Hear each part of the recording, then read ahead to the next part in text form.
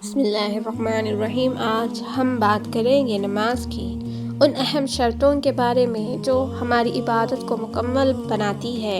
نماز صرف ایک فرض نہیں بلکہ ہمارے رب سے رابطہ کا ذریعہ ہے، اور جب تک اس کی شرطیں پوری نہ ہوں نماز اپنے اصل مقام تک نہیں پہنچتی۔ آئیے شرطوں کو سمجھتے ہیں تاکہ ہماری نماز بھی قبولیت کا مقام تک پہنچ جائے۔ نماز شروع کرنے سے پہلے کئی چیزیں واجب ہیں۔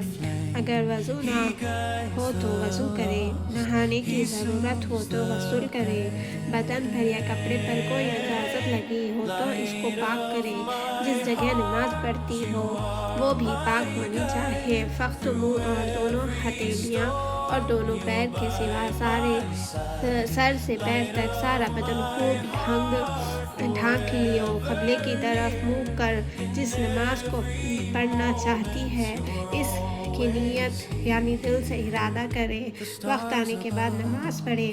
یہ سب چیز نماز کے لیے شرط ہے۔ اگر اس میں سے ایک چیز بھی چھوٹ جائے گی تو نماز نہ ہوگی۔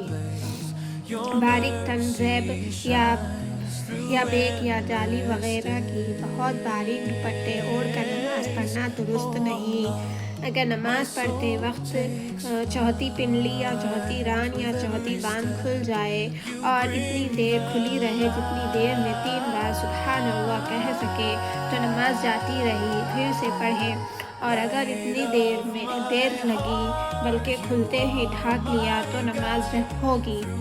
اسی طرح جتنے بدن کو ڈھانکنا واجب ہے اس میں سے جب چوتھائی عضو کھل جائے گا تو نماز نہ ہوگی، جیسے ایک کان کا چوتھائی یا چوتھائی سر یا چوتھائی بال، چوتھائی پیٹ، چوتھائی پیٹھ، چوتھائی گردن، چوتھائی سینہ، چوتھائی چھاتی وغیرہ کھل جانے سے نماز نہ ہوگی۔ جو لڑکی ابھی جوان نہیں ہوگی اگر اس کی اوڑھنی سرک گئی اور اس کے سر کھل گیا تو اس کی نماز ہوگی۔ اگر کپڑے یا بدن پر کچھ نجاست لگی ہے لیکن پانی کہیں نہیں ملتا تو اسی طرح نجاست کے ساتھ نماز پڑھ لیو۔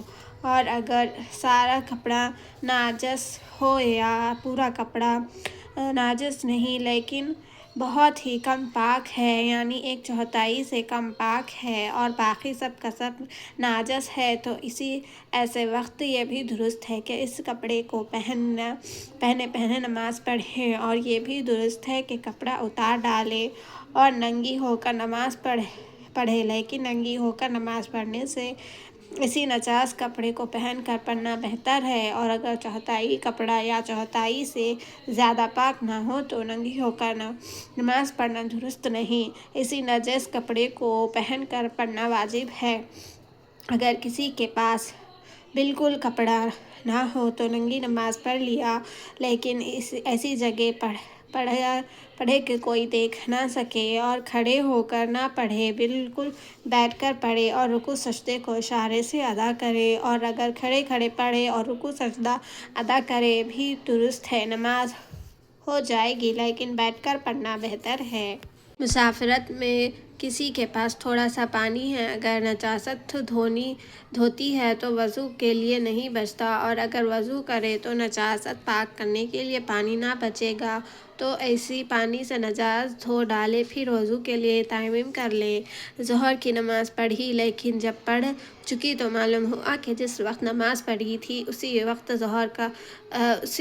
ظہر کا وقت نہیں رہا تھا، بالکل عصر کا وقت آ گیا تھا، تو اب پھر قضا پڑھنا واجب نہیں بلکہ وہی نماز جو پڑھی ہے قضا میں آ جائے گی، اور ایسا سمجھے گا کہ گویا قضا پڑھی تھی۔